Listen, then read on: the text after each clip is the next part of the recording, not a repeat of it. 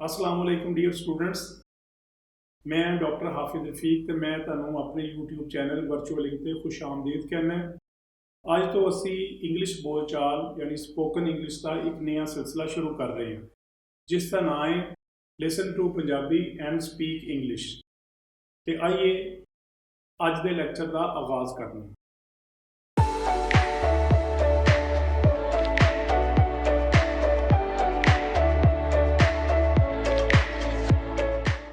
Welcome back dear students. ਤੇ ਆइए ਅੱਜ ਦਾ ਪਹਿਲਾ ਲੈਕਚਰ ਸ਼ੁਰੂ ਕਰਨੇ ਹਾਂ। Listen to Punjabi and speak English ਯਾਨੀ ਪੰਜਾਬੀ ਸੁਣੋ ਤੇ ਅੰਗਰੇਜ਼ੀ ਬੋਲੋ ਸਿਲਸਿਲੇ ਦਾ ਅੱਜ ਅਸੀਂ ਪਹਿਲਾ ਲੈਕਚਰ ਸਟਾਰਟ ਕਰ ਰਹੇ ਹਾਂ। ਯਾਨੀ ਅੱਜ ਸਾਡਾ ਪਹਿਲਾ ਸਬਕ ਹੈ, ਯਾਨੀ ਅਸੀਂ ਪੰਜਾਬੀ ਸੁਣ ਕੇ ਤੇ ਇੰਗਲਿਸ਼ ਸਿੱਖਾਂਗੇ। ਤੇ ਇਸ ਲੈਕਚਰ ਦੇ ਵਿੱਚ ਅੱਜ ਦੇ ਸਬਕ ਦੇ ਵਿੱਚ ਅਸੀਂ ਕੀ ਡਿਸਕਸ ਕਰਾਂਗੇ। ਸਭ ਤੋਂ ਪਹਿਲੇ ਤੇ ਅਸੀਂ ਡਿਸਕਸ ਕਰਾਂਗੇ ਕਿ ਇਸ ਸਿਲਸਿਲੇ ਦਾ ਕੀ ਤਾਰੁਫ ਹੈ। ਇੰਟਰੋਡਕਸ਼ਨ ਤਾਰੁਫ ਨਹੀਂ ਕਹਿੰਦੇ ਨੇ। ਅੱਜ ਦੇ ਸਬਕ ਦੇ ਵਿੱਚ, ਅੱਜ ਦੇ ਲੈਸਨ ਦੇ ਵਿੱਚ ਅਸੀਂ ਇੰਟਰੋਡਕਸ਼ਨ ਕਰਾਂਗੇ ਤੇ ਅਸੀਂ ਦੇਖਾਂਗੇ ਕਿ ਪੰਜਾਬੀ ਤੋਂ ਅਸੀਂ ਕਿਸ ਤਰ੍ਹਾਂ ਇੰਗਲਿਸ਼ ਸਿੱਖ ਸਕਦੇ ਹਾਂ। ਤੇ ਸਭ ਤੋਂ ਪਹਿਲੇ ਅਸੀਂ ਅੱਜ ਪ੍ਰੋਬਲਮ ਡਿਸਕਸ ਕਰਾਂਗੇ ਕਿ ਉਹ ਕਿਹੜੇ ਮਸਲੇ ਨੇ ਜਿਹਦੀ ਵਜ੍ਹਾ ਕਰਕੇ ਲੋਕ ਇੰਗਲਿਸ਼ ਬੋਲਣਾ ਨਹੀਂ ਸਿੱਖ ਸਕਦੇ। ਪੜ੍ਹਨ ਦੇ ਲਿਖਣ ਦੇ ਬਾਵਜੂਦ ਵੀ ਉਹ ਇੰਗਲਿਸ਼ ਬੋਲਣਾ ਨਹੀਂ ਸਿੱਖ ਸਕਦੇ, ਨਹੀਂ ਜਾਣ ਸਕਦੇ। ਤੇ ਅਸੀਂ ਸਭ ਤੋਂ ਪਹਿਲਾ ਜਿਹੜਾ ਪ੍ਰੋਬਲਮ ਹੈ ਉਹਨੂੰ ਡਿਸਕਸ ਕਰਨੇ ਆ ਜਾਂ ਉਹਦੇ ਤੇ ਗੱਲਬਾਤ ਕਰਨੇ ਆ। ਮੈਂ ਆਪਣੀ ਸਹੂਲਤ ਵਾਸਤੇ ਇੰਗਲਿਸ਼ ਦੇ ਵਿੱਚ ਇੱਕ ਲਾਈਨ ਹੈ ਲਿਖੀ ਹੈ ਤੇ ਮੈਂ ਇਹਨੂੰ ਪੜਾਂਗਾ ਵੀ ਤੇ ਫਿਰ ਮੈਂ ਤੁਹਾਡੇ ਨਾਲ ਡਿਸਕਸ ਵੀ ਕਰਾਂਗਾ। ਤੇ ਪਹਿਲਾ ਮਸਲਾ ਜਿਹੜਾ ਉਹ ਹੈ ਕਿ even BA and MA qualified people can not speak English. ਯਾਨੀ BA ਪੜ੍ਹੇ ਹੋਏ ਤੇ MA ਪੜ੍ਹੇ ਹੋਏ ਲੋਕ ਜਿਹੜੇ ਨੇ ਉਹ ਵੀ ਇੰਗਲਿਸ਼ ਨਹੀਂ ਬੋਲ ਸਕਦੇ ਡਿਗਰੀ ਲੈਣ ਦੇ ਬਾਵਜੂਦ। ਤੇ ਇੱਕ ਤੇ ਸਭ ਨਾਲ ਵੱਡਾ ਮਸਲਾ ਹੈ ਕਿ ਇਹਦੀ ਵਜ੍ਹਾ ਜਾਣਨੀ ਕੀ ਹੈ ਤੇ ਅੱਗੇ ਜਾ ਕੇ ਸਾਨੂੰ ਪਤਾ ਚੱਲ ਜਾਏਗਾ ਕਿ ਉਹ ਕਿਹੜੀ ਵਜੂਹਾਤ ਨੇ ਜਿਸ ਦੀ ਵਜ੍ਹਾ ਕਰਕੇ ਲੋਕ ਇੰਗਲਿਸ਼ ਬੋਲਣਾ ਨਹੀਂ ਸਿੱਖ ਸਕਦੇ। ਤੇ ਸਾਡੀ ਕੋਸ਼ਿਸ਼ ਹੋਏਗੀ ਕਿ ਇਹ ਜਿਹੜਾ ਸਿਲਸਿਲਾ ਅਸੀਂ ਸ਼ੁਰੂ ਕਰ ਰਹੇ ਹਾਂ, ਇਹਦੇ ਜ਼ਰੀਏ ਅਗਰ ਕੋਈ ਸ਼ਖਸ ਪੜ੍ਹਿਆ ਲਿਖਿਆ ਵੀ ਨਹੀਂ ਤੇ ਉਹ ਪੰਜਾਬੀ ਸੁਣ ਕੇ ਮੇਰੇ ਲੈਕਚਰ ਸੁਣ ਕੇ ਉਹ ਇੰਗਲਿਸ਼ ਬੋਲਣਾ ਸ਼ੁਰੂ ਕਰ ਜਾਏਗਾ। ਤੇ ਦੂਸਰੇ ਮਸਲੇ ਬਾਰੇ ਅਸੀਂ ਦੇਖਨੇ ਆ ਕਿ ਕੀ ਵਜ੍ਹਾ ਹੈ ਕਿ ਲੋਕ ਇੰਗਲਿਸ਼ ਬੋਲਣਾ ਕਿਉਂ ਨਹੀਂ ਸਿੱਖਦੇ। People start thinking in Punjabi Urdu mother tongue first, ਕਿ ਜਦੋਂ ਵੀ ਉਹ ਇੰਗਲਿਸ਼ ਬੋਲਣ ਲੱਗਦੇ ਨੇ ਤੇ ਉਹ ਪਹਿਲੇ ਆਪਣੀ ਮਾਦਰੀ ਜ਼ੁਬਾਨ 'ਚ ਸੋਚਦੇ ਨੇ। ਅਗਰ ਉਹਨਾਂ ਦੀ ਜ਼ੁਬਾਨ ਮਾਦਰੀ ਹੈ ਪਹਿਲੇ ਉਹਦੇ 'ਚ ਸੋਚਦੇ ਨੇ, ਫਿਰ ਉਹਦਾ ਤਰਜਮਾ ਕਰਦੇ ਨੇ ਇੰਗਲਿਸ਼ ਤੇ ਫਿਰ ਬੋਲਦੇ ਨੇ। ਉਹ ਇਸ ਚੱਕਰ ਦੇ ਵਿੱਚ ਉੱਥੇ ਫਸੇ ਰਹਿੰਦੇ ਨੇ ਤੇ ਉਹ ਇੰਗਲਿਸ਼ ਬੋਲ ਨਹੀਂ ਪਾਉਂਦੇ। ਜਾਂ ਉਹ ਉਰਦੂ ਬੋਲਦੇ ਨੇ ਤੇ ਉਰਦੂ ਨੂੰ ਪਹਿਲੇ ਉਹ ਅੰਗਰੇਜ਼ੀ 'ਚ ਤਬਦੀਲ ਕਰਦੇ ਨੇ ਤੇ ਫਿਰ ਉਸ ਤੋਂ ਬਾਅਦ ਉਹ ਇੰਗਲਿਸ਼ ਬੋਲਦੇ ਨੇ ਤੇ ਇੱਥੇ ਉਹ ਸਟਕ ਹੋ ਜਾਂਦੇ ਨੇ, ਫਸੇ ਰਹਿੰਦੇ ਨੇ। ਜਾਂ ਉਹਨਾਂ ਦੀ ਕੋਈ ਹੋਰ ਵੀ ਮਦਰ ਟੰਗ ਹੈ। ਮਦਰ ਟੰਗ ਦਾ ਮਤਲਬ ਹੈ ਉਹਨਾਂ ਦੀ ਜਿਹੜੀ ਮਾਂ ਬੋਲੀ ਹੈ, ਜਿਹੜੀ ਉਹਨਾਂ ਨੇ ਆਪਣੀ ਮਾਂ ਕੋਲੋਂ ਸਿੱਖੀ ਹੈ, ਪਹਿਲੇ ਉਹਦੇ 'ਚ ਸੋਚਦੇ ਨੇ ਤੇ ਫਿਰ ਉਸ ਤੋਂ ਬਾਅਦ ਉਹ ਉਹਦਾ ਇੰਗਲਿਸ਼ 'ਚ ਤਰਜਮਾ ਕਰਦੇ ਨੇ ਤੇ ਫਿਰ ਬੋਲਦੇ ਨੇ। ਇਹਦੇ ਨਾਲ ਬਹੁਤ ਦੇਰ ਹੋ ਜਾਂਦੀ ਹੈ ਤੇ ਉਹ ਫਿਰ ਮੁਸ਼ਕਲ ਦਾ ਉਹਨਾਂ ਨੂੰ ਨਾ ਮੁਸ਼ਕਲ ਪੇਸ਼ ਆਉਂਦੀ ਹੈ ਤੇ ਫਿਰ ਉਹ ਬੋਲਣਾ ਛੱਡ ਜਾਂਦੇ ਨੇ। ਅਗਲਾ ਜਿਹੜਾ ਮਸਲਾ ਹੈ ਸਭ ਤੋਂ ਵੱਡਾ ਉਹ ਹੈ ਹੈਜ਼ੀਟੇਸ਼ਨ ਨੂੰ ਅਸੀਂ ਹਿਚਕਚਾਹਟ ਕਹਿੰਦੇ ਹਾਂ ਕਿ ਉਹ ਇੰਗਲਿਸ਼ ਤੇ ਬੋਲਣਾ ਚਾਹੁੰਦੇ ਨੇ ਪਰ ਉਹਨਾਂ ਨੂੰ ਨਾ ਹਿਚਕਚਾਹਟ ਆਉਂਦੀ ਹੈ ਕਿ ਅਸੀਂ ਕਿਸ ਤਰ੍ਹਾਂ ਬੋਲੀਏ ਤੇ ਉਹ ਝੱਕ ਜਾਂਦੇ ਨੇ। ਝੱਕਣ ਦੀ ਵਜ੍ਹਾ ਕਰਕੇ ਉਹ ਫਿਰ ਨਾ ਇੰਗਲਿਸ਼ ਨਹੀਂ ਬੋਲ ਪਾਉਂਦੇ। ਤੇ ਅਸੀਂ ਮਸਲਿਆਂ ਤੇ ਗੱਲ ਕਰ ਰਹੇ ਹਾਂ। ਇਹ ਤੀਸਰਾ ਮਸਲਾ ਜਿਹੜਾ ਹਿਚਕਚਾਹਟ ਦਾ, ਤੇ ਅਸੀਂ ਅੱਗੇ ਜਾ ਕੇ ਦੇਖਾਂਗੇ ਕਿ ਇਹਨਾਂ ਮਸਲਿਆਂ ਤੇ ਕਿਵੇਂ ਅਸੀਂ ਕਾਬੂ ਪਾ ਸਕਦੇ ਹਾਂ। ਅਗਲਾ ਮਸਲਾ ਹੈ ਕਿ ਡਿਫਿਕਲਟ ਗ੍ਰਾਮਰ, ਕਿ ਹਰ ਜ਼ਬਾਨ ਜਿਹੜੀ ਉਹਦੀ ਕੋਈ ਨਾ ਕੋਈ ਗ੍ਰਾਮਰ ਹੁੰਦੀ ਹੈ। ਗ੍ਰਾਮਰ ਕੀ ਹੁੰਦਾ ਕਿ ਉਹਦੇ ਰੂਲਸ ਹੁੰਦੇ ਨੇ, ਉਹਦੇ ਕੁਝ ਕਾਇਦੇ ਹੁੰਦੇ ਨੇ, ਉਹਦੇ ਕੁਝ ਅਸੂਲ ਹੁੰਦੇ ਨੇ, ਉਹਨੂੰ ਪੜ੍ਹਨਾ ਪੈਂਦਾ ਤੇ ਫਿਰ ਉਹ ਨਾ ਇੰਗਲਿਸ਼ ਬੋਲਣਾ ਸਿੱਖਦੇ ਨੇ। ਲੇਕਿਨ ਜਿਹੜੀ ਵੀ ਗ੍ਰਾਮਰ ਹੁੰਦੀ ਹੈ ਉਹ ਬੜੀ ਮੁਸ਼ਕਿਲ ਹੁੰਦੀ ਹੈ ਤੇ ਉਹ ਜਦੋਂ ਵੀ ਕੋਈ ਇੰਗਲਿਸ਼ ਬੋਲਣਾ ਸ਼ੁਰੂ ਕਰਦਾ ਹੈ ਤੇ ਉਹ ਗ੍ਰਾਮਰ ਪੜ੍ਹਨਾ ਸ਼ੁਰੂ ਕਰਦਾ ਹੈ ਤੇ ਗ੍ਰਾਮਰ ਦੇ ਵਿੱਚ ਉਹ ਖੁੱਬਿਆ ਰਹਿੰਦਾ ਹੈ ਤੇ ਨਾ ਉਹਦੀ ਗ੍ਰਾਮਰ ਤੋਂ ਜਾਨ ਛੁੱਟਦੀ ਹੈ ਤੇ ਨਾ ਫਿਰ ਅੰਗਰੇਜ਼ੀ ਬੋਲਣ ਵਾਲਾ ਆਉਂਦਾ ਹੈ ਤੇ ਉਹ ਪਰੇਸ਼ਾਨ ਹੋ ਕੇ ਦਿਲ ਛੋਟਾ ਕਰਕੇ ਤੇ ਇੰਗਲਿਸ਼ ਬੋਲਣੀ ਛੱਡ ਜਾਂਦਾ ਹੈ। ਤੇ ਜਿਹੜੀ ਮੁਸ਼ਕਿਲ ਗ੍ਰਾਮਰ ਹੈ, ਡਿਫਿਕਲਟ ਗ੍ਰਾਮਰ ਹੈ, ਇਹ ਵੀ ਇੱਕ ਮਸਲਾ ਹੈ ਤੇ ਅਸੀਂ ਦੇਖਾਂਗੇ ਕਿ ਇਹਨਾਂ ਸਾਰੀਆਂ ਚੀਜ਼ਾਂ ਤੇ ਅਸੀਂ ਕਿਵੇਂ ਕਾਬੂ ਪਾਣਾ ਹੈ। ਅਗਲਾ ਮਸਲਾ ਹੈ ਕਿ ਡਿਜ਼ਾਇਰ ਟੂ ਸਪੀਕ ਕੁਇਕਲੀ, ਕਿ ਹਰ ਬੰਦਾ ਜਿਹੜਾ ਉਹ ਇੰਗਲਿਸ਼ ਬੋਲਣਾ ਚਾਹੁੰਦਾ ਹੈ ਜਾਂ ਇੰਗਲਿਸ਼ ਬੋਲ ਰਿਹਾ, ਉਹਦੀ ਇਹ ਖਾਹਿਸ਼ ਹੁੰਦੀ ਹੈ ਕਿ ਉਹ ਤੇਜ਼ੀ ਦੇ ਨਾਲ ਇੰਗਲਿਸ਼ ਬੋਲੇ। ਉਹਦੀ ਇਹ ਖਾਹਿਸ਼ ਹੈ desire to speak quickly. Quickly ਦਾ ਮਤਲਬ ਹੈ ਜਲਦੀ ਨਾਲ। ਉਹਦੀ ਵਜ੍ਹਾ ਸ਼ਾਇਦ ਇਹ ਹੈ ਕਿ ਹਰ ਘਰ 'ਚ ਤੇ ਤਕਰੀਬਨ ਟੀਵੀ ਹੈ, ਇੰਟਰਨੈਟ ਹੈ, ਇਸ ਤਰ੍ਹਾਂ ਦੇ ਹੋਰ ਗੈਜਟਸ ਨੇ ਜਿਹਦੇ ਜ਼ਰੀਏ ਉਹ ਨਾ ਫਿਲਮਾਂ ਦੇਖਦੇ ਨੇ, ਅੰਗਰੇਜ਼ੀ ਫਿਲਮਾਂ ਜਾਂ ਇੰਗਲਿਸ਼ ਫਿਲਮਾਂ ਦੇਖਦੇ ਨੇ। ਉਹਦੇ ਵਿੱਚ ਉਹ ਦੇਖਦੇ ਨੇ ਕਿ ਜਿਹੜੇ ਅੰਗਰੇਜ਼ ਨੇ ਉਹ ਬੜੀ ਤੇਜ਼ੀ ਨਾਲ ਬੋਲ ਰਹੇ ਹੁੰਦੇ ਨੇ। ਉਹਨਾਂ ਦੀ ਖਾਹਿਸ਼ ਹੁੰਦੀ ਹੈ ਕਿ ਅਸੀਂ ਵੀ ਇੰਝ ਤੇਜ਼ੀ ਨਾਲ ਬੋਲੀਏ। ਉਹ ਇਸ ਤਰ੍ਹਾਂ ਕੋਸ਼ਿਸ਼ ਕਰਦੇ ਨੇ, ਲੇਕਿਨ ਉਹ ਨਹੀਂ ਕਰ ਸਕਦੇ। ਅੰਗਰੇਜ਼ਾਂ ਦੀ ਤੇ ਮਾਂ ਬੋਲੀ ਹੀ ਅੰਗਰੇਜ਼ੀ ਹੈ ਜਾਂ ਇੰਗਲਿਸ਼ ਹੈ, ਤੇ ਉਹ ਤੇ ਆਸਾਨੀ ਨਾਲ ਬੋਲ ਲੈਂਦੇ ਨੇ। ਜਿਸ ਤਰ੍ਹਾਂ ਅਸੀਂ ਆਪਣੀ ਮਾਦਰੀ ਜ਼ਬਾਨ ਪੰਜਾਬੀ ਹੋਵੇ, ਉਰਦੂ ਹੋਵੇ ਜਾਂ ਕੋਈ ਹੋਰ ਜ਼ਬਾਨ ਹੋਵੇ, ਉਹਦੇ ਵਿੱਚ ਅਸੀਂ ਬੜੀ ਆਸਾਨੀ ਦੇ ਨਾਲ ਬੋਲ ਲੈਂਦੇ ਤੇਜ਼ੀ ਨਾਲ, ਕਿਉਂਕਿ ਅਸੀਂ ਉਹ ਘਰ 'ਚ ਸਿੱਖੀ ਹੁੰਦੀ ਹੈ 2-3-4 ਸਾਲ ਲਾ ਕੇ। ਤੇ ਇਹ ਵੀ ਜਿਹੜੀ ਖਾਹਿਸ਼ ਹੈ ਨਾ ਕਿ ਤੇਜ਼ੀ ਨਾਲ ਬੋਲੀਏ, ਇਹ ਵੀ ਇੱਕ ਬਹੁਤ ਵੱਡਾ ਮਸਲਾ ਜਿਹਦੀ ਵਜ੍ਹਾ ਕਰਕੇ ਅਸੀਂ ਅੰਗਰੇਜ਼ੀ ਰਵਾਨੀ ਦੇ ਨਾਲ ਨਹੀਂ ਬੋਲ ਸਕਦੇ। ਤੇ ਅਗਲਾ ਮਸਲਾ ਹੈ ਇੰਪੇਸ਼ੈਂਸ। ਇੰਪੇਸ਼ੈਂਸ ਕਹਿੰਦੇ ਨੇ ਬੇਸਬਰੀ ਨੂੰ, ਕਿ ਅਸੀਂ ਚਾਹੁੰਦੇ ਹਾਂ ਕਿ ਅਸੀਂ ਜਲਦੀ ਜਲਦੀ ਜਿਹੜੀ ਨਾ ਸਾਨੂੰ ਅੰਗਰੇਜ਼ੀ ਬੋਲਣੀ ਆ ਜਾਵੇ। ਮਹੀਨਾ ਲੱਗੇ, 1.5 ਮਹੀਨਾ ਲੱਗੇ, ਤੇ ਉਹ ਜਦੋਂ ਅਸੀਂ ਮਹੀਨਾ 2 ਮਹੀਨੇ ਲਾਉਂਦੇ ਹਾਂ ਲੇਕਿਨ ਸਹੀ ਤਰ੍ਹਾਂ ਅਸੀਂ ਨਹੀਂ ਬੋਲ ਪਾਉਂਦੇ, ਤੇ ਫਿਰ ਅਸੀਂ ਆਹਿਸਤਾ ਆਹਿਸਤਾ ਛੱਡ ਜਾਂਦੇ। ਤੇ ਸਾਡਾ ਬੇਸਬਰੀ ਵੀ ਇੱਕ ਬਹੁਤ ਵੱਡਾ ਮਸਲਾ ਹੈ, ਇੰਪੇਸ਼ੈਂਸ। ਜਦੋਂ ਵੀ ਤੁਸੀਂ ਕੋਈ ਲੈਂਗੁਏਜ ਜਾਂ ਜ਼ਬਾਨ ਸਿੱਖਣੀ ਹੈ ਤੇ ਇਹਦੇ ਵਿੱਚ ਤੁਸੀਂ ਸਬਰ ਦਾ ਮੁਜ਼ਾਹਰਾ ਕਰਨਾ ਹੈ, ਤੇ ਫਿਰ ਤੁਸੀਂ ਉਹ ਲੈਂਗੁਏਜ ਸਿੱਖ ਸਕਦੇ ਹੋ। ਲੈਂਗੁਏਜ ਦੇ ਕੋਈ ਸਾਇੰਸ ਦੀ ਤਰ੍ਹਾਂ ਨਹੀਂ ਹੈ। ਲੈਂਗੁਏਜ ਦੇ ਵਿੱਚ ਅਸੀਂ ਚੀਜ਼ਾਂ ਨੂੰ ਯਾਦ ਕਰਨਾ ਹੁੰਦਾ, ਤੇ ਚੀਜ਼ਾਂ ਆਹਿਸਤਾ ਆਹਿਸਤਾ ਹੀ ਯਾਦ ਹੁੰਦੀਆਂ ਨੇ। ਅਗਲੇ ਮਸਲੇ ਵੱਲ ਦੇਖਣੇ ਕਿ ਲੈਕ ਆਫ ਪ੍ਰੈਕਟਿਸ। ਅਸੀਂ ਬੜੇ ਸ਼ੌਕ ਨਾਲ, ਬੜੇ ਚਾਅ ਨਾਲ ਸ਼ੁਰੂ ਤੇ ਕਰ ਲੈਂਦੇ ਹਾਂ, 1 ਦਿਨ, 2 ਦਿਨ, 4 ਦਿਨ, 5 ਦਿਨ, 10 ਦਿਨ ਅਸੀਂ ਕਰਨੇ ਹਾਂ, ਲੇਕਿਨ ਉਸ ਤੋਂ ਬਾਅਦ ਅਸੀਂ ਫਿਰ ਨਾ ਪ੍ਰੈਕਟਿਸ ਛੱਡ ਦਿੰਦੇ ਹਾਂ। ਤੇ ਜਦੋਂ ਕੋਈ ਚੀਜ਼ ਦੀ ਪ੍ਰੈਕਟਿਸ ਨਹੀਂ ਕੀਤੀ ਜਾਏਗੀ ਤੇ ਫਿਰ ਉਹ ਆਹਿਸਤਾ ਆਹਿਸਤਾ ਜਿਹੜਾ ਨਾ ਉਹ ਖਤਮ ਹੁੰਦੀ ਜਾਏਗੀ। ਤੇ ਇਹ ਵੀ ਇੱਕ ਵੱਡਾ ਮਸਲਾ ਹੈ ਕਿ ਜਿਹਦੀ ਵਜ੍ਹਾ ਕਰਕੇ ਸਾਨੂੰ ਇੰਗਲਿਸ਼ ਬੋਲਣੀ ਨਹੀਂ ਆਉਂਦੀ। ਲੇਕਿਨ ਅਸੀਂ ਇਹਦੇ ਤੇ ਵੀ ਕਾਬੂ ਪਾਵਾਂਗੇ, ਯਾਨੀ ਸਾਨੂੰ ਮੁਸਲਸਲ ਲਗਾਤਾਰ ਪ੍ਰੈਕਟਿਸ ਕਰਨੀ ਹੋਏਗੀ ਅਗਰ ਅਸੀਂ ਇੰਗਲਿਸ਼ ਬੋਲਣਾ ਸਿੱਖਣਾ ਚਾਹੁੰਦੇ ਹਾਂ। ਤੇ ਫਿਰ ਅਗਲਾ ਮਸਲਾ ਹੈ ਪੀਪਲ ਵਿਲ ਮੇਕ ਫਨ, ਕਿ ਅਸੀਂ ਕੋਸ਼ਿਸ਼ ਕਰਨਾ ਚਾਹੁੰਦੇ ਹਾਂ ਕਿ ਅਸੀਂ ਇੰਗਲਿਸ਼ ਬੋਲਾਂਗੇ, ਲੇਕਿਨ ਅਸੀਂ ਜਿਸ ਇਲਾਕੇ 'ਚ, ਜਿਸ ਸ਼ਹਿਰ ਦੇ ਵਿੱਚ ਰਹਿ ਰਹੇ ਹੁੰਦੇ ਹਾਂ, ਉੱਥੇ ਲੋਕ ਸਾਰੇ ਅੰਗਰੇਜ਼ੀ ਤੇ ਨਹੀਂ ਬੋਲ ਰਹੇ ਹੁੰਦੇ। ਜੇ ਅਗਰ ਅਸੀਂ ਕੈਨੇਡਾ, ਅਮਰੀਕਾ ਜਾਂ ਆਸਟ੍ਰੇਲੀਆ, ਇਹ ਮੁਲਕ ਜਿੱਥੇ ਕਿ ਅੰਗਰੇਜ਼ ਰਹਿੰਦੇ ਨੇ ਜਾਂ ਅੰਗਰੇਜ਼ੀ ਬੋਲਣ ਵਾਲੇ ਲੋਕ ਰਹਿੰਦੇ ਨੇ, ਉੱਥੇ ਤਾਂ ਕੋਈ ਮਸਲਾ ਨਹੀਂ। ਲੇਕਿਨ ਅਸੀਂ ਜਿਸ ਇਲਾਕੇ 'ਚ ਰਹਿੰਦੇ ਹਾਂ ਉਸ ਜਗ੍ਹਾ ਤੇ ਲੋਕ ਘੱਟ ਹੀ ਇੰਗਲਿਸ਼ ਬੋਲਦੇ ਨੇ। ਤੇ ਜਦੋਂ ਅਸੀਂ ਬੋਲਣ ਦੀ ਕੋਸ਼ਿਸ਼ ਕਰਾਂਗੇ ਤਾਂ ਸਾਨੂੰ ਇਹ ਖੌਫ ਹੁੰਦਾ, ਡਰ ਹੁੰਦਾ ਕਿ ਦੂਸਰੇ ਸਾਡਾ ਮਜ਼ਾਕ ਉਡਾਉਣਗੇ ਕਿ ਇਹ ਬੜਾ ਅੰਗਰੇਜ਼ ਬਣਦਾ ਫਿਰਦਾ ਹੈ। ਤੇ ਇਹ ਵੀ ਇੱਕ ਵੱਡਾ ਮਸਲਾ ਹੈ, ਕਿਉਂਕਿ ਲੋਕੀ ਤਾਅਵੁਨ ਨਹੀਂ ਕਰਦੇ, ਮਜ਼ਾਕ ਵੱਲ ਜ਼ਿਆਦਾ ਉਹਨਾਂ ਦਾ ਧਿਆਨ ਹੁੰਦਾ ਹੈ।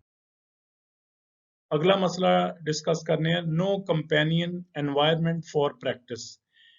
ਨੋ ਕੰਪੈਨੀਅਨ ਦਾ ਮਤਲਬ ਹੈ ਕੋਈ ਸਾਡਾ ਕੋਈ ਸਾਥੀ ਨਹੀਂ ਹੁੰਦਾ, ਦੋਸਤ ਨਹੀਂ ਹੁੰਦਾ ਜਿਹਦੇ ਨਾਲ ਅਸੀਂ ਬੋਲਚਾਲ ਸ਼ੁਰੂ ਕਰ ਸਕੀਏ।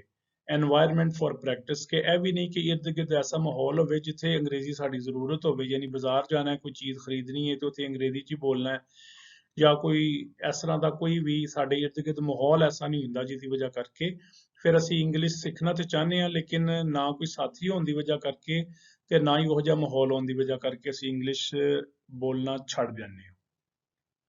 ਅਗਲਾ ਮਸਲਾ ਹੈ ਗਰੀ ਟੂ ਲਰਨ ਟੂ ਮੈਨੀ ਵਰਡਸ ਐਵਰੀ ਡੇ। ਸਾਨੂੰ ਜਦੋਂ ਸ਼ੌਕ ਆਉਂਦਾ ਕਿ ਹੁਣ ਮੈਂ ਅੰਗਰੇਜ਼ੀ ਸਿੱਖ ਕੇ ਛੱਡਣੀ ਹੈ, ਤੇ ਅਸੀਂ ਕੀ ਕਰਨੇ ਆ, ਅੱਜ ਪੜ੍ਹਿਆ, ਕੱਲ ਪੜ੍ਹਿਆ, ਪਰਸੋਂ ਪੜ੍ਹਿਆ, ਅਸੀਂ ਹਰ ਰੋਜ਼ ਇੰਨੇ ਸਾਰੇ ਅਲਫਾਜ਼ ਯਾਦ ਕਰ ਲੈਂਦੇ ਆ ਕਿ ਅਗਲੇ ਦਿਨ ਜਾਂ ਉਸ ਤੋਂ ਅਗਲੇ ਦਿਨ ਉਹ ਸਾਨੂੰ ਭੁੱਲ ਜਾਂਦੇ ਨੇ।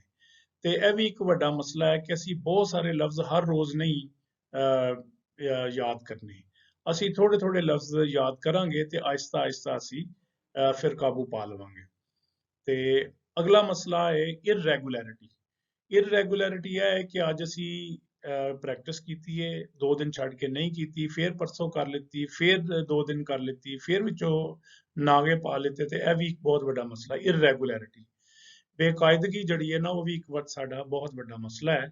ਤੇ ਜਦੋਂ ਤੁਸੀਂ ਕੋਈ ਵੀ ਜ਼ਬਾਨ ਜਾਂ ਸਪੈਸ਼ਲੀ ਇੰਗਲਿਸ਼ ਸਿੱਖਣੀ ਹੈ ਤੇ ਤੁਹਾਨੂੰ ਰੈਗੂਲਰ ਹੋਣਾ ਪਏਗਾ। ਤੇ ਅਸੀਂ ਅੱਗੇ ਡਿਸਕਸ ਕਰਨੇ ਆ ਕਿ ਇਹ ਜਿਹੜੇ ਮਸਲੇ ਨੇ ਇਹਨਾਂ ਤੇ ਅਸੀਂ ਕਿਵੇਂ ਕਾਬੂ ਪਾ ਸਕਦੇ ਹਾਂ, ਤੇ ਉਹ ਕਿਹੜੀ ਟੈਕਨੀਕ ਹੈ ਜਿਹੜੀ ਕਿ ਅਸੀਂ ਇਹ ਵਾਲਾ ਸਿਲਸਿਲਾ listen to Punjabi and speak English, ਯਾਨੀ ਪੰਜਾਬੀ ਸੁਣੋ ਤੇ ਅੰਗਰੇਜ਼ੀ ਬੋਲੋ ਦੇ ਵਿੱਚ ਅਸੀਂ ਉਹਨੂੰ ਇਖਤਿਆਰ ਕਰਾਂਗੇ, ਜਿਹਦੀ ਵਜ੍ਹਾ ਕਰਕੇ ਅਸੀਂ ਆਸਾਨੀ ਨਾਲ ਇੰਗਲਿਸ਼ ਬੋਲਣਾ ਸਿੱਖ ਜਾਵਾਂਗੇ। ਤੇ ਹੁਣ ਅਸੀਂ ਗੱਲ ਕਰਨੇ ਆ ਟੈਕਨੀਕਸ ਦੀ। ਤੇ ਟੈਕਨੀਕਸ ਦੇ ਬਾਰੇ ਅਸੀਂ ਡਿਸਕਸ ਕਰਾਂਗੇ ਜਾਂ ਗੱਲਬਾਤ ਕਰਨੇ ਆ ਕਿ ਉਹ ਕਿਹੜੀ ਟੈਕਨੀਕ ਹੈ ਜਿਹਦੀ ਵਜ੍ਹਾ ਕਰਕੇ ਅਸੀਂ ਇੰਗਲਿਸ਼ ਸਿੱਖ ਜਾਵਾਂਗੇ।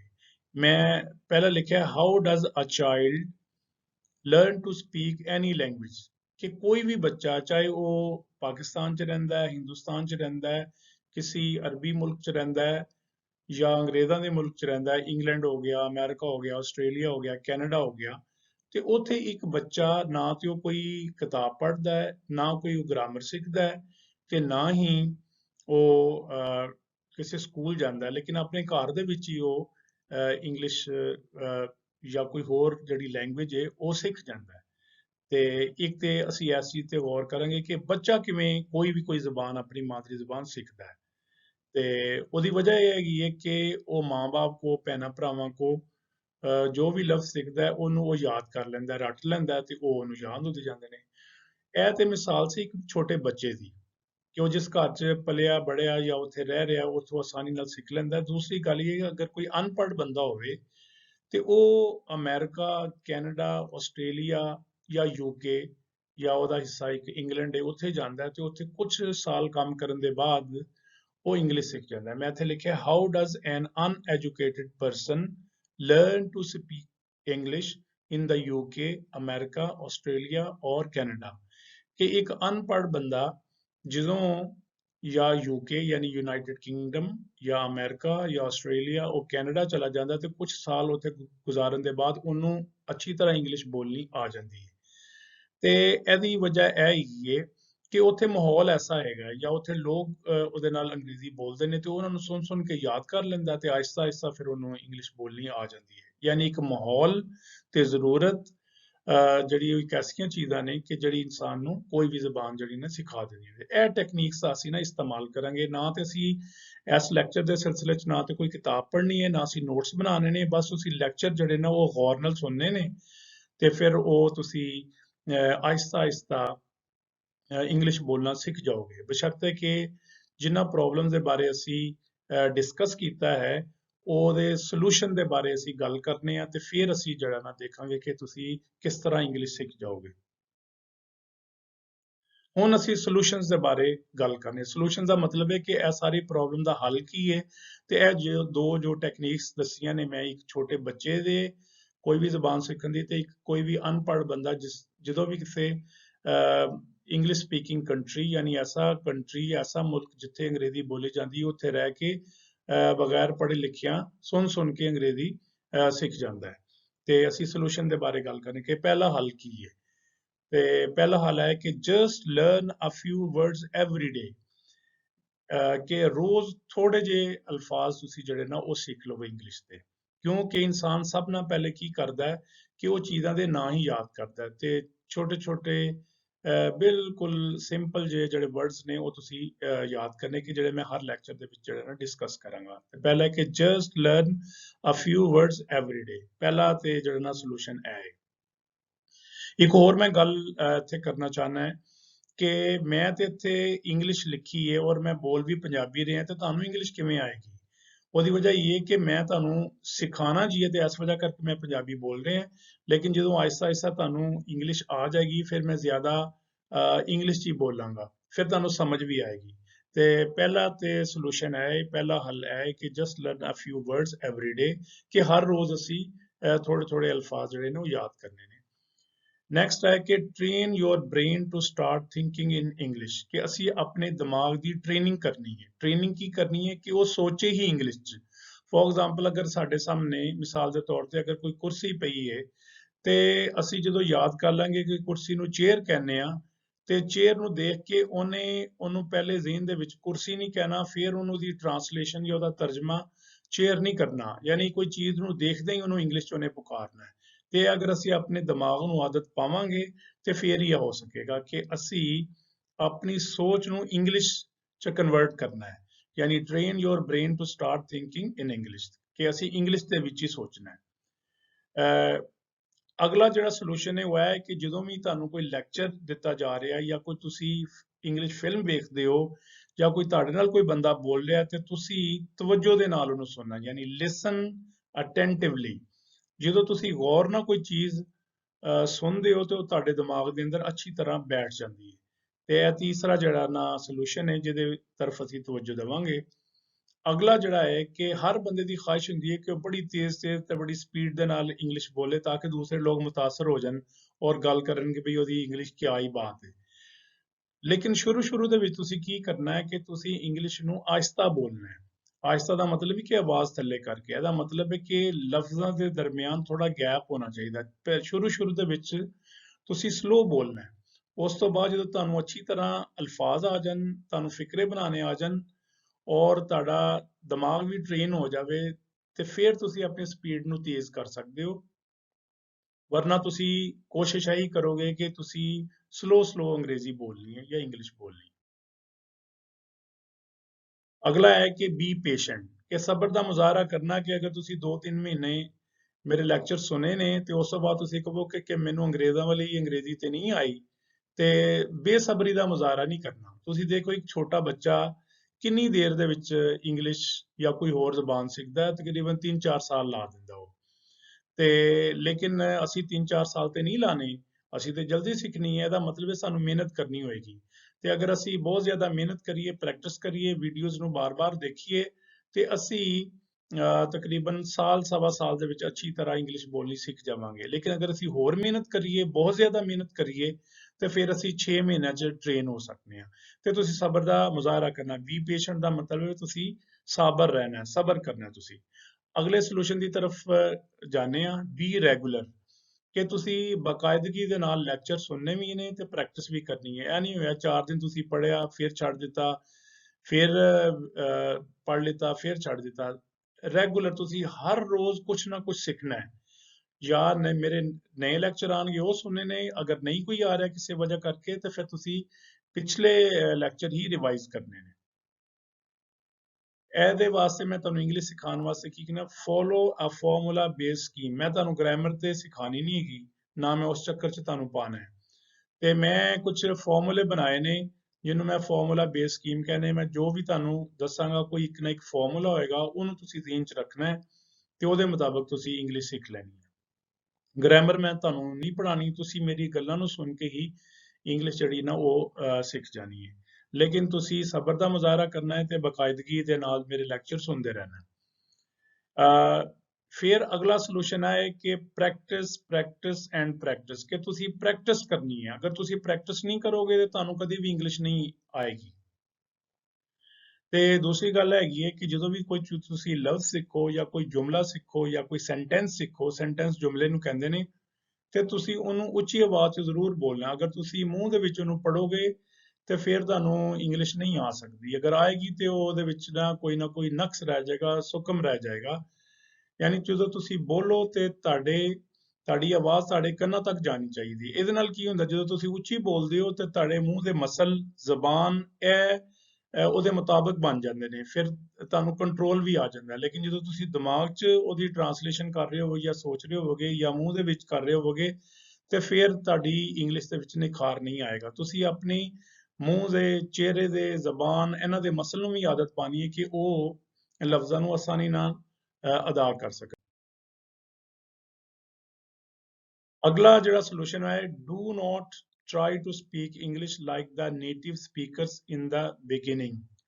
ਨੇਟਿਵ ਸਪੀਕਰ ਉਹ ਹੁੰਦੇ ਨੇ ਜਿਹੜੇ ਕਿ ਅੰਗਰੇਜ਼ ਨੇ। ਅੰਗਰੇਜ਼ ਦਾ ਮਤਲਬ ਹੈ ਕਿ ਮਿਸਾਲ ਦੇ ਤੌਰ ਤੇ ਜਿਹੜੇ ਅਮਰੀਕਨ ਨੇ ਉਹ ਇੰਗਲਿਸ਼ ਬੋਲਦੇ ਨੇ। ਵੈਸੇ ਤੇ ਅੰਗਰੇਜ਼ ਯੂਕੇ 'ਚ ਰਹਿਣ ਵਾਲਿਆਂ ਨੂੰ ਕਹਿੰਦੇ ਨੇ ਜਿਹੜੇ ਕਿ ਇੰਗਲਿਸ਼ ਬੋਲਦੇ ਨੇ। ਲੇਕਿਨ ਜਿਹੜੇ ਇੰਗਲਿਸ਼ ਸਪੀਕਿੰਗ ਕੰਟਰੀ ਨੇ ਉੱਥੇ ਜਿਹੜੇ ਲੋਕ ਇੰਗਲਿਸ਼ ਬੋਲਦੇ ਨੇ ਉਹਨਾਂ ਨੂੰ ਨੇਟਿਵ ਸਪੀਕਰ ਕਹਿੰਦੇ। ਉਹਨਾਂ ਵਰਗੀ ਅਸੀਂ ਇੰਗਲਿਸ਼ ਨਹੀਂ ਬਣਾਣੀ। ਉਹ ਅਗਰ ਅਸੀਂ ਬਚਪਨ 'ਚ ਉੱਥੇ ਰਹੀਏ ਤੇ ਫਿਰ ਉੱਥੇ ਬਣਦੀ ਏ, ਵਰਨਾ ਅਗਰ ਅਸੀਂ ਵੱਡੇ ਹੋ ਜਾਈਏ ਤੇ ਫਿਰ ਬਹੁਤ ਮੁਸ਼ਕਿਲ ਹੈ। ਸਾਨੂੰ ਉੱਥੇ ਬਚਪਨ 'ਚ ਰਵਾਂਗੇ ਤੇ ਫਿਰ ਉਹਨਾਂ ਵਰਗੀ ਅੰਗਰੇਜ਼ੀ ਆਏਗੀ, ਵਰਨਾ ਨਹੀਂ ਆਏਗੀ।